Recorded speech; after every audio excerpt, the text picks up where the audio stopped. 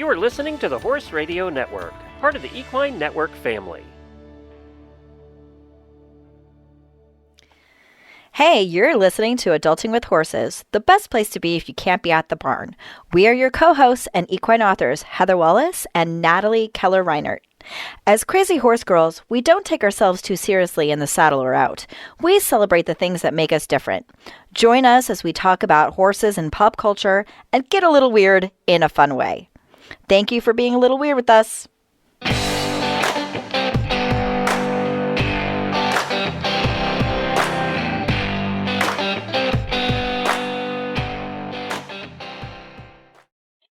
I'm just completely in awe of the fact that you look professional. You got the microphone with the gear, you got the big headphones on, and you're slapping yourself in the face. Because I hate it. Sounds so, I can't even hear myself think with these on my ears. I don't know what I sound like. What do I sound like? You sound like yourself. Oh, that can't Maybe be better, good. actually. You sound pretty clear. Oh, yeah, I have the mic in a new spot, so that might help. I know. It's like all I professional. I feel weird. I feel like it should be, I don't know. Anyway. You look good. You look like a podcaster is what you look like. Oh, I don't know if that's a compliment. I mean, this computer's too close to me. We're technically podcasters, so I wasn't trying to really insult you on this. My feelings are hurt. She called me a podcaster. Everyone knows you're an author first, darling. Here, I have a plastic horse with me, so everybody knows you're a horse person. Hello, everybody. I am Romar, noted 1990s stallion from Iron Spring Farm. How much have you had to drink so far during your thunderstorm? I have had half of a gallon venti cold brew, but I've also had an entire Founders Centennial IPA, which is a startling 7% alcohol. All right, things are starting to come clear here. I had an Italian sandwich. See, I haven't eaten today, not once. No breakfast, no lunch. And so I might be talking in tongues soon, and it will be because I've had no liquor and no food in my system. So. What if you just free associate food, which is what I was kind of famous for when I worked at Aqueduct, and I was always hungry because I wasn't really getting paid, I would just start talking about food and just listing off foods I liked. The assistant trainer was like, "Are you okay?" And I'm like, "No, I'm really hungry." What I was doing here, because I was racing from work to get here. While I was sitting here, I was like, I should have eaten lunch while I was waiting for Natalie to join me, and then I didn't because I'm apparently dumb. Well, I think it's that ADD thing, right? Where earlier I was waiting for Calvin to get ready so we could go to town and simultaneously lamenting that I don't have time to read and also looking at my phone. Because I couldn't commit to something for 5 or 10 minutes. No, you don't want to get involved in it, and then you're going to want to finish the chapter, and it's the whole thing. Yeah. Am I too loud for you now that you're wearing good headphones? No, it's the opposite. It's literally that they're noise canceling headphones. But that's supposed to be ambient noise. But I just felt it was like if you put a pot on your head and started talking and your voice would sound like, "Oh, I have a pot on my head." That's what was going on. It sounded like I had a really bad sinus infection and I couldn't hear myself.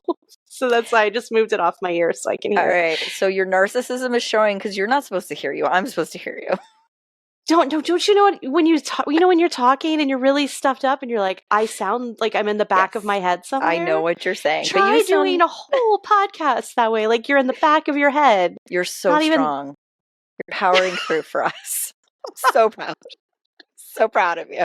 I am so strong. You don't even know. How another IPA? One. I don't drink that much beer anymore. Yeah. But oh my God. Yesterday, Corey was like, "Do you want a drink?" And I was like, "Yeah, I want a drink." I said, "Make me something strong." You never said no. I want to feel something. And he made me a Negroni. And I did not recover from that Negroni the rest of the night. So sounds like great. A strong Negroni. It was a very strong Negroni. Yeah. It was So I pretty went, intense.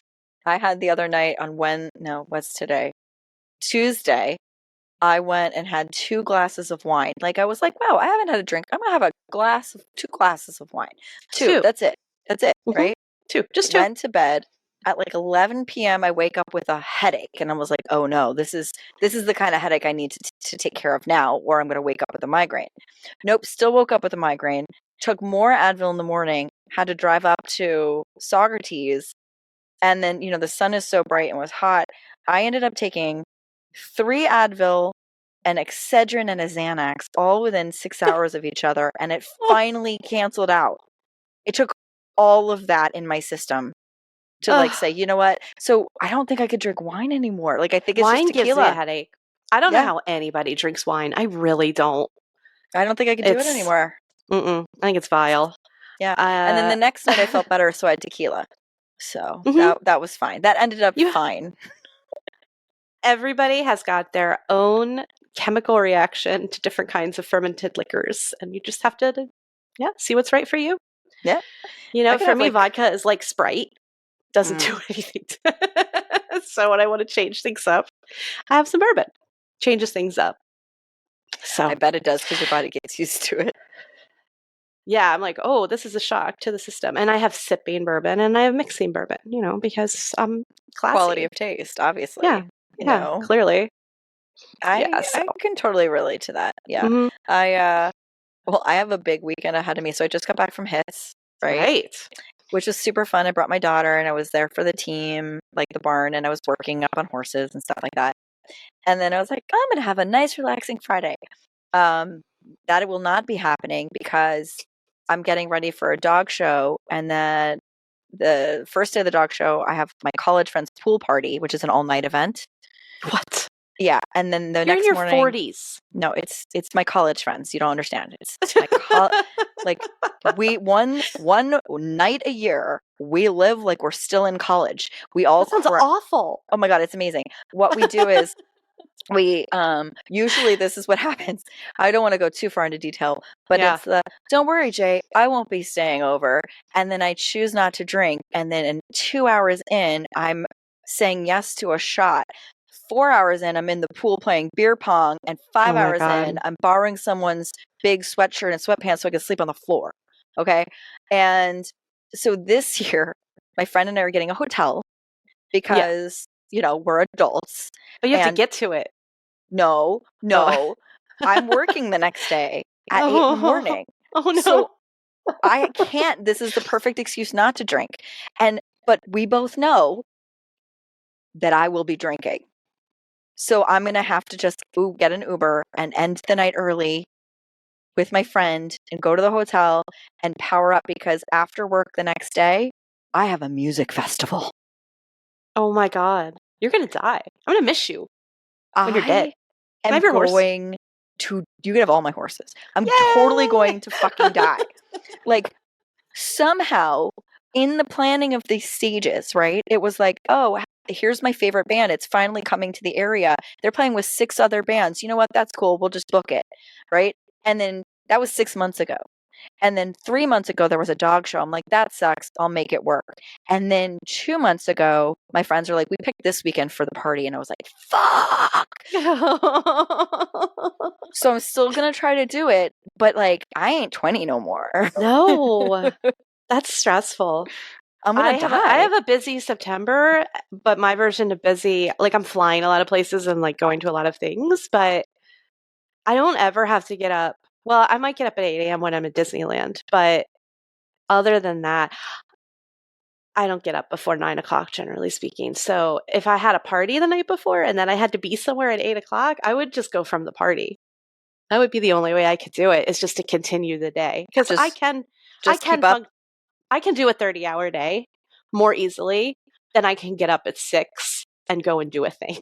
See, I'm the truth. I'm the opposite. I'm the morning. I'm not a night person. So the only way I will be able to function past 8 p.m. is if I have a drink, which it's fine. I'm not getting drunk. Like, I just know that I'm going to say yes to the peer pressure shots from my best friends because they love me and they will take care of me when I do something stupid. Right? It's a nurturing shot.